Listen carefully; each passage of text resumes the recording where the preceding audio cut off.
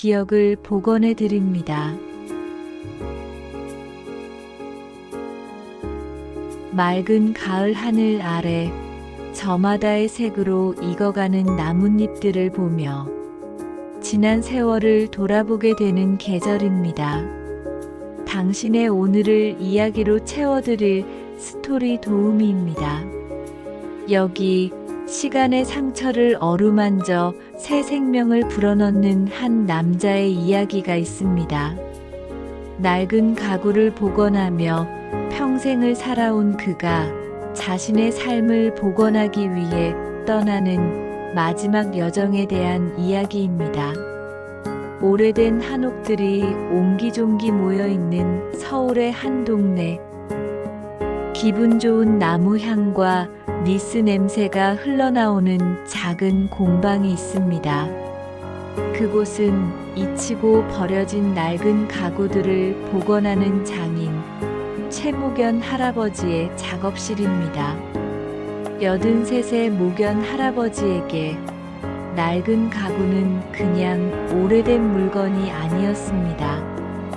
그것은 저마다의 희로애락을 품고 있는 말 없는 증인이자 살아있는 역사였습니다. 그의 일은 가구의 상처를 통해 그 안에 담긴 이야기를 듣는 것에서부터 시작됩니다. 그는 돋보기 안경 너머로 흠집 하나하나를 오랫동안 들여다보았습니다. 아이의 장난감에 긁힌 자국, 뜨거운 냄비를 올려놓아 생긴 그 으름, 수십 년간 쥔 손때로 반질반질해진 손잡이. 그는 그 상처들을 통해 그 가구와 함께 살아왔을 사람들의 웃음과 눈물을 읽어냈습니다. 그에게 복원은 단순히 겉모습을 되돌리는 기술이 아니라 그 안에 깃든 시간의 영혼과 대화하는 일이었습니다. 그러던 어느 날 한 중년의 신사가 아주 특별한 의뢰품을 가지고 그의 공방을 찾았습니다. 그것은 보기에도 값비싸 보이는 오래된 작의 책상이었습니다. 하지만 책상은 화재를 겪은 듯 한쪽 면이 심하게 불에 그을려 있었고 다리 한쪽은 부러져 위태롭게 서 있었습니다. 선생님, 저희 집안 대대로 내려오던 책상입니다. 수십 년간 창고에 방치되어 있었는데 이번에 박물관에 기증하기 전에 선생님의 손으로 꼭 되살려내고 싶습니다. 목연 할아버지는 조심스럽게 책상 위를 손으로 쓸어보았습니다. 나무의 거친 표면을 통해 이상하게도 깊은 슬픔과 한이 느껴지는 듯 했습니다. 그는 책상의 구조를 살피기 위해 서랍을 하나씩 열어보던 중 서랍 안쪽 깊숙한 곳에서 아주 작은 틈 하나를 발견했습니다. 교묘하게 숨겨진 비밀 서랍이었습니다. 떨리는 마음으로 서랍을 열자 그 안에는 까만 재로 뒤덮인 비단으로 곱게 싼 작은 편지 뭉치 하나가 들어 있었습니다. 목연 할아버지는 비밀 서랍에서 꺼낸 편지 뭉치를 작업대 위에 조심스럽게 올려놓았습니다. 편지들은 화재의 열기 때문인지 가장자리가 누렇게 변색되어 금방이라도 바스러질 것 같았습니다. 겉을 싼 비단보에는 이제는 희미해진 경이라는 이름이 수놓아져 있었습니다. 그는 잠시 망설였습니다. 이것은 자신이 함부로 들여다봐서는 안 될 아주 사적인 시간의 기록이었습니다. 그의 일은 어디까지나 나무의 상처를 복원하는 것이지 사람의 마음속을 들여다보는 것이 아니었습니다. 그는 편지를 다시 서랍 안에 넣어두고 책상에 부서진 다리를 고치는 일에만 몰두하려 했습니다. 하지만 그의 마음은 자꾸만 편지 뭉치를 향했습니다. 책상에 깃든 그 깊은 슬픔의 정체가 바로 저 편지들 속에 담겨 있을 것만 같았습니다. 그는 결국 참지 못하고 가장 위에 있는 편지 한 통을 조심스럽게 펼쳤습니다. 편지는 1950년 늦은 봄, 경이라는 이름의 한 젊은 여성이 진우라는 남자에게 쓴 것이었습니다. 진우 오라버니께. 오라버니가 서울로 떠나신 지 벌써 한 달이 지났습니다. 저는 매일 밤 오라버니가 제 손에 쥐어주고 가신 이 작은 조약돌을 보며 오라버니를 생각합니다. 아버님의 반대는 여전하시지만 저는 괜찮습니다. 오라버니만 굳건한 마음으로 학업을 마치고 돌아오신다면 우리의 사랑이 언젠가는 저 벚꽃처럼 활짝 피어날 날이 있으리라 믿습니다. 부디 몸 건강히 지내십시오. 오라버니의 영원한 동반자 경이 올림. 풋풋하고 애틋한 사랑의 고백. 모견 할아버지는 편지를 읽으며 자신의 젊은 시절을 떠올렸습니다. 하지만 편지의 날짜를 확인하는 순간 그의 마음은 철렁 내려앉았습니다. 1950년 그의 6월 이 땅에는 끔찍한 전쟁이 발발했습니다. 바로 그때 공방 문이 열리고 그의 외동딸 서연이 들어왔습니다. 40을 훌쩍 넘긴 서연은 아버지와는 정반대로 아주 현실적이고 이성적인 사람이었습니다. 아버지, 또 이런 낡은 것만 붙들고 계세요. 이제 그만 은퇴하시고 저랑 같이 병원이나 좀 가보세요. 의사 선생님이 정기적으로 물리치료 받으셔야 한다고 했잖아요. 괜찮다. 나는 이 나무들을 만지고 있으면 어떤 약보다도 마음이 편안해지느니라. 아버지. 딸은 아버지의 고집에 답답해했고 아버지는 딸의 성화가 서운했습니다. 그들 사이에는 늘 서로를 위하면서도 서로에게 닿지 못하는 보이지 않는 벽이 존재했습니다. 딸이 돌아간 후에도 모견 할아버지는 한참 동안 편지에서 눈을 떼지 못했습니다. 전쟁의 포화 속에서 이 젊은 연인의 사랑은 과연 어떻게 되었을까? 그는 결국 참지 못하고 남은 편지들을 모두 읽어내려가기 시작했습니다. 편지 뭉치는 한편의 슬픈 드라마와도 같았습니다.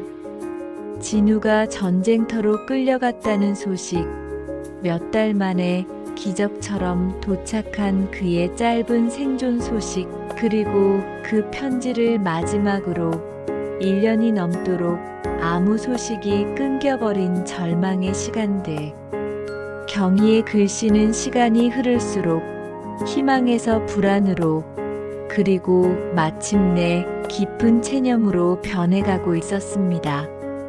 그리고 마지막 편지는 그녀가 다른 남자와 강제로 혼인하기 하루 전날 밤에 쓴 피 맺힌 절규와도 같았습니다. 진우 오라버니, 저는 내일 오라버니가 아닌 다른 사람의 아내가 됩니다. 이 편지가 오라버니께 닿을 수 있을지, 아니, 오라버니가 이 세상에 살아는 계신지조차 알 수 없지만 이것 하나만은 알아주십시오. 제 마음속의 주인은 어제도 오늘도 그리고 제가 눈을 감는 마지막 날까지도 오직 오라버니 한 사람뿐입니다. 저는 이 편지들을 오라버니와의 추억이 담긴 이 책상 깊숙한 곳에 묻으려 합니다. 혹여 다음 생에 우리가 다시 만난다면 그때는 부디. 편지는 거기서 끝나 있었습니다. 그녀의 뜨거운 눈물 자국이 편지지 위에서 검은 얼룩으로 번져 있었습니다. 모견 할아버지의 마음은 무겁게 가라앉았습니다. 이루어지지 못한 사랑의 아픔, 전쟁이 남긴 비극. 그는 책상에 검게 그을린 상처가 단순히 불에 탄 자국이 아니라 한 여인의 희망이 재가 되어버린 흔적처럼 느껴졌습니다. 그는 결심했습니다. 이 책상을 그저 겉모습만 번지르르하게 복원해서는 안 된다고. 이 안에 담긴 슬픈 영혼의 이야기까지 함께 복원해내야만 한다고. 그것이 이 책상에 대한, 그리고 책상의 주인에 대한 장인으로서의 마지막 예의라고 생각했습니다. 그날부터 모견 할아버지는 책상을 복원하는 동시에 70년 전 편지의 주인들을 찾는 고독한 탐정이 되었습니다. 그는 먼저 책상 밑바닥에 찍혀있는 희미한 제작자의 낙관을 단서로 수소문 끝에 그 책상을 만들었던 가구 공방의 손자를 찾아냈습니다. 그리고 낡은 주문 장부를 뒤져 마침내 책상의 첫 주인이었던 김진사 댁의 주소를 알아냈습니다. 하지만 그 주소에 남아있는 것은 아무것도 없었습니다. 옛 기와집은 헐리고 그 자리에는 거대한 상가 건물이 들어서 있었습니다.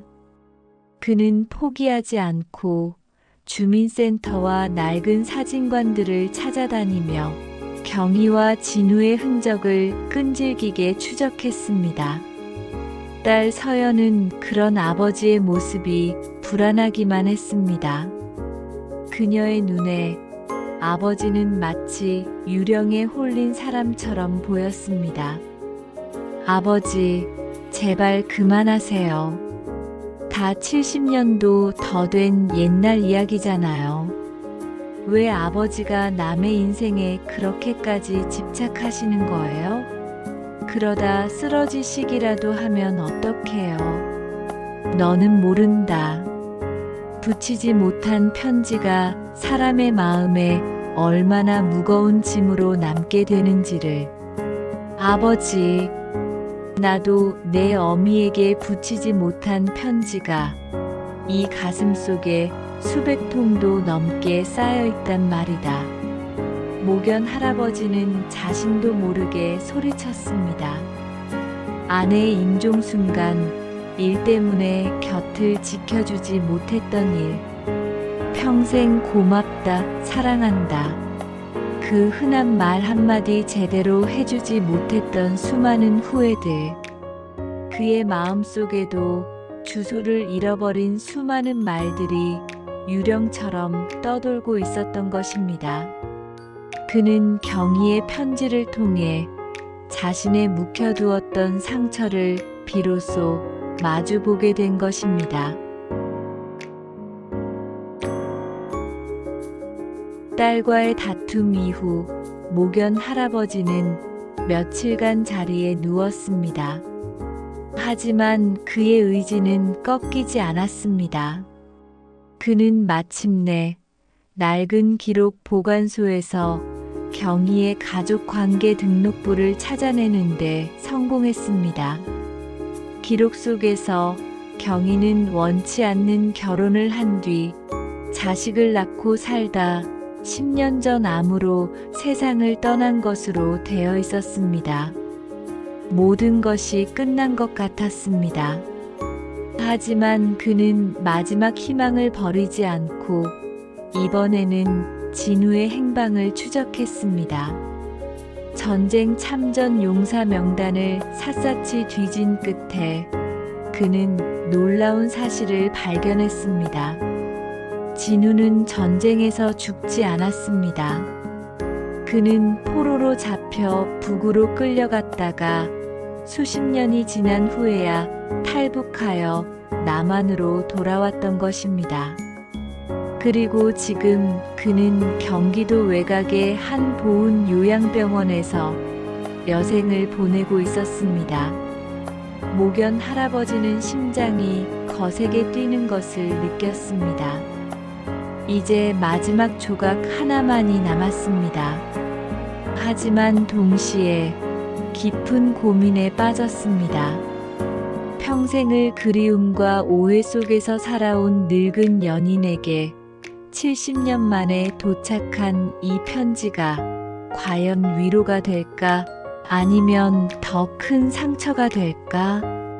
그는 선뜻 결정을 내릴 수가 없었습니다. 그가 밤새 고민하고 있을 때 딸 서연이 조용히 그의 방으로 들어왔습니다. 그녀의 손에는 아버지가 밤새 끙끙 앓으며 중얼거렸던 말들을 받아 적은 메모지가 들려 있었습니다. 미안하다, 너무 늦어서 미안하다. 아버지, 어머니께 많이 미안해하고 계셨군요. 서연은 처음으로 아버지의 깊은 후회와 사랑을 보았습니다. 그녀는 더 이상 아버지를 말리지 않았습니다. 아버지, 제가 내일 아침 그 요양병원까지 모셔다 드릴게요. 아버지가 하시는 일이 어떤 일이든 이제는 제가 응원해 드릴게요. 부녀는 아주 오랜 시간 서로를 말없이 바라보았습니다. 다음 날 아침 딸이 운전하는 차를 타고 모견 할아버지는 보훈 요양병원으로 향했습니다. 그의 품에는 지난 몇 달간 정성껏 복원한 자개 책상의 비밀 서랍과 그 안에 고이 담긴 70년 된 편지 뭉치가 안겨 있었습니다. 요양병원에서 만난 진우 할아버지는 세월의 풍파를 온몸으로 맞은 늙은 거목처럼 보였습니다. 그의 기억은 전쟁의 상처로 인해 군데군데 끊어져 있었지만 그의 눈빛만은 여전히 맑고 고닫습니다. 모견 할아버지는 자신이 누구인지 그리고 어떻게 이곳까지 오게 되었는지를 천천히 설명했습니다. 그리고는 진우 할아버지의 앞에 경희의 편지들을 조심스럽게 내려놓았습니다.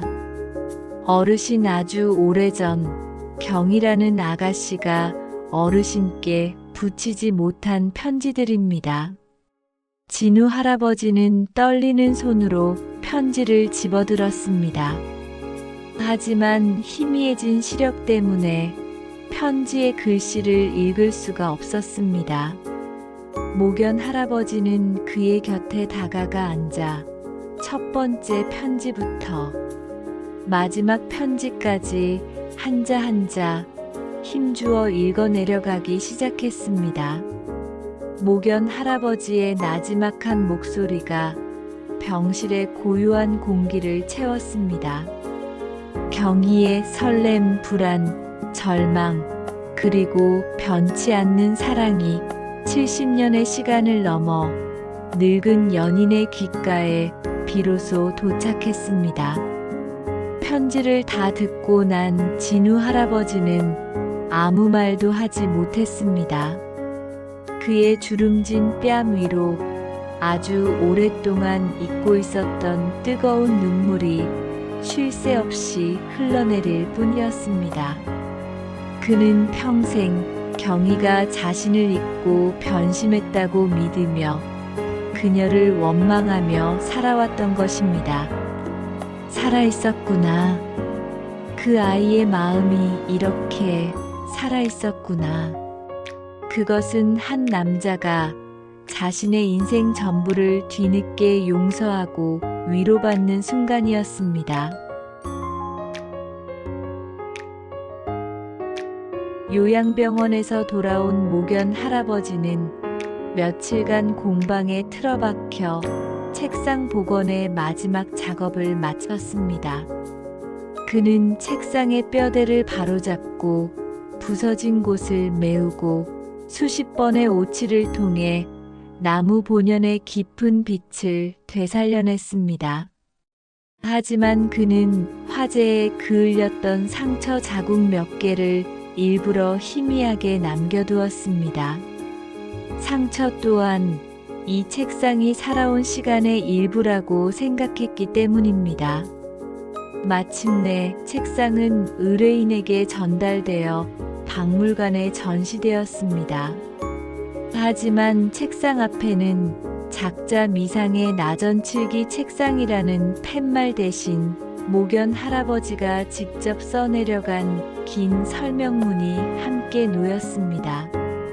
그곳에는 경희와 진우의 슬픈 사랑 이야기와 70년 만에 주인을 찾아간 편지에 대한 이야기가 고스란히 담겨 있었습니다.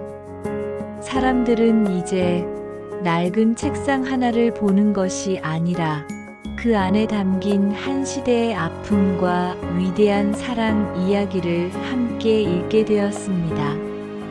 어느 날 저녁 딸 서연은 아버지의 공방을 찾았습니다. 아버지는 더 이상 남의 가구를 고치고 있지 않았습니다. 대신 아주 낡고 작은 반짓고리 하나를 무릎 위에 올려놓고 조심스럽게 사포질을 하고 있었습니다. 그것은 아내가 평생 사용했던 반짓고리였습니다. 아버지, 내 어미가 바느질 솜씨는 영 없었지. 이 반짓고리만 봐도 알 수 있어. 여기저기 긁히고 상처투성이잖니. 그래도 나는 이 상처들이 참 좋다. 여기에 내 어미의 서툴지만 따뜻했던 마음이 다 담겨 있는 것 같아서. 목연 할아버지는 딸의 손을 잡고 반짓고리에 낡은 나뭇결을 함께 쓸어보았습니다. 사람의 마음도 이 나뭇결과 같단다. 자세히 들여다보지 않으면 보이지 않지. 상처 입고 뒤틀리고 옹이가 박혀 있어도 그게 다 그 사람의 삶이고 역사인 게야. 그걸 보듬어주고 닦아주고 다시 숨쉬게 해주는 것. 그게 내 평생의 업이었나 보다. 딸은 비로소 아버지의 세상을 온전히 이해하게 되었습니다. 아버지는 단순히 낡은 가구를 고치는 사람이 아니었습니다. 그는 세상의 모든 상처 입은 기억들을 따뜻한 손길로 어루만져주는 위대한 보건가였습니다. 그날 아버지와 딸은 아주 오랫동안 함께 나무의 결을 쓰다듬으며 서로의 붙이지 못했던 마음들을 조용히 이야기했습니다.